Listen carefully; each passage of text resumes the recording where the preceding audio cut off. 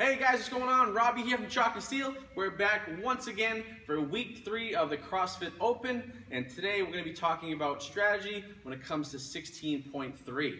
So if you watched the Open WOD announcement and you saw the demonstration between the two athletes, the Masters and the Team Division athlete, then you already know what the workout is. Okay, it is a 7-minute AMRAP of 10 power snatches at 75 for the fellas, 55 for the ladies, and then the shot heard around the world, 3 bar muscle ups. Okay, this is the first year it's ever been done in the CrossFit Open. We've had regular muscle ups on the rings before, but never bar muscle ups, all right? So that's either really good news for some of you or really bad news for a lot of you, okay? Now, depending on where you're at with your bar muscle ups is going to depend on how you strategize this workout, all right? So we're going to cover all those angles today, as well as go over the scale division, which is basically a whole different workout, okay? So let's get into it right now, and I hope you're excited to get ready to go for 16.3. So, like I said, 10 power snatches at 75, 55, and 3 bar muscle ups, okay?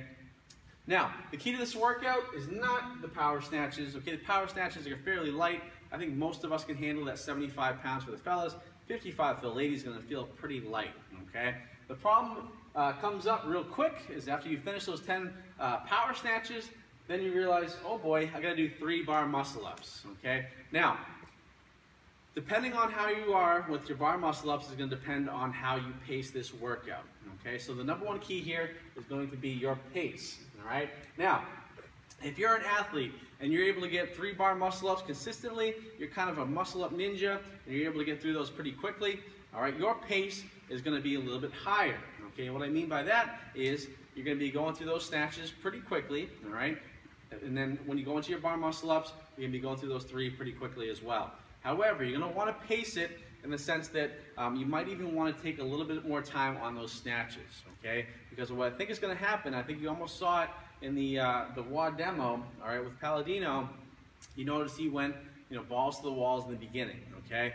And he was fine, he was flying through it, but then come minute number 4, all right, he was smoked, he didn't want to pick up that bar anymore, okay? So it's really important that if you're able to go out quickly, all right, that's all right, but make sure you pace it, because 7 minutes, guys, is a long time. It's a long 7 minutes, especially if you're able to do those bar muscle ups, all right? So pace it correctly. You might even find it's beneficial to kind of break up those snatches, to go 6 and 4 on those snatches, all right? Depending on, what your engine is, what type of an athlete you are, you know yourself better than I do. So just keep that in mind, all right? If you want to break up those snatches, that's going to save your grip and allow you to hit those muscle ups a little bit better, okay? Now, if you're an athlete that can get maybe 1 muscle up in a row, okay, that's okay.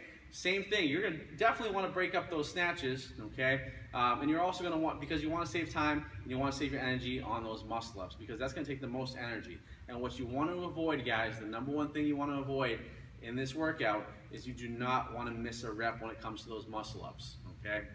Because, the reason why I say that is because a missed rep is still the same amount of work as a good rep, okay? The only difference is you don't get credit for it, okay? So it's really important that you focus on making every single rep count on those muscle ups, okay? The snatch is going to be a non-factor for most of you guys, all right? As long as you pace it correctly, you're not flying through it too fast, okay? As long as you're moving through it nice and smooth, keeping that heart rate fairly low, okay, resting at the top of the movement, okay, you're going to be okay. The key to this workout comes into those bar muscle ups. So, like I said, if you've got those 3 in a row, make sure you're pacing it correctly so you don't burn out too quickly. If you're doing singles, make sure every single rep counts, okay? Come down. Don't go for that second rep if you think you can't get it, all right? Do 1, come down, shake it off, go back into the next rep, okay? Now, the other thing here, okay, the other key is what I just said here, getting a grip, all right? The reason why is because this workout, there's no pushing really, it's all pulling, all right? So pulling that bar up off the ground, pulling yourself up and over that pull-up bar. So it's important you maintain and save your grip. A couple ways you can do that is at the top of that snatch. All right, so when I get that snatch, almost release your hand a little bit, okay? So don't have that full, firm grip on it. Release it for a second, take a deep breath, back down you go, into the next rep. Same thing on the bar muscle ups, okay? At the top of that movement, don't want to be holding on for dear life. Kind of just release your hands just a little bit, and then back into it, all right? It's going to save your grip. It'll allow you to get a couple more reps without having to rest too much, okay? But really it comes down to maintaining that grip, because guys, your forearm's going to go quick, especially when it comes to that turnover on the snatches, and also that turnover on the bar muscle up. So make sure you're being efficient on those movements or keeping that bar close.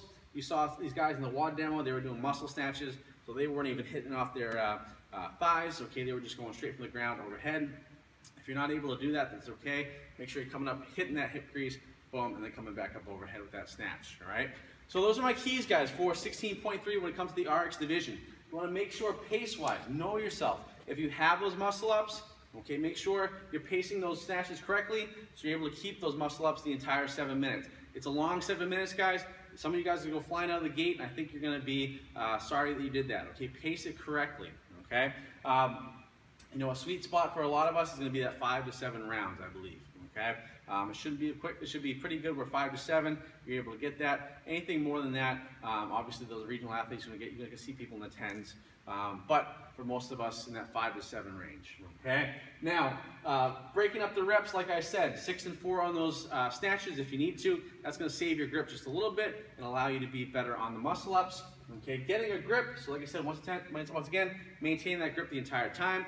And then of course, the muscle ups for the bar, with the bar is gonna be the key to this workout. So whether if you got them, you can do very well. Otherwise, you're gonna have a score of 10, okay? Now, let's transition into scaled version, all right?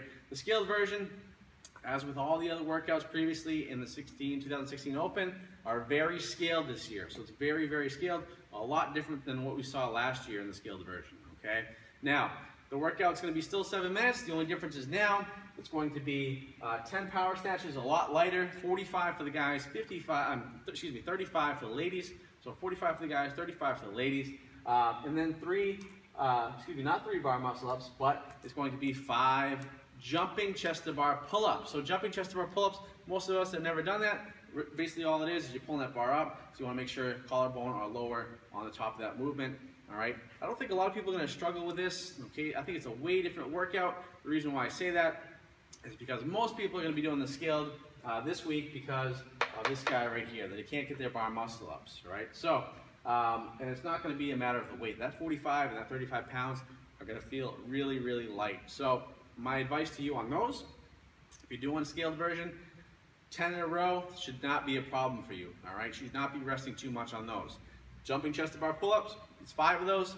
Using those legs, pulling up, following through those arms, you should be fine there. So it's more of a sprint there. It's a 7 minutes. You can get a lot more reps, a lot more rounds.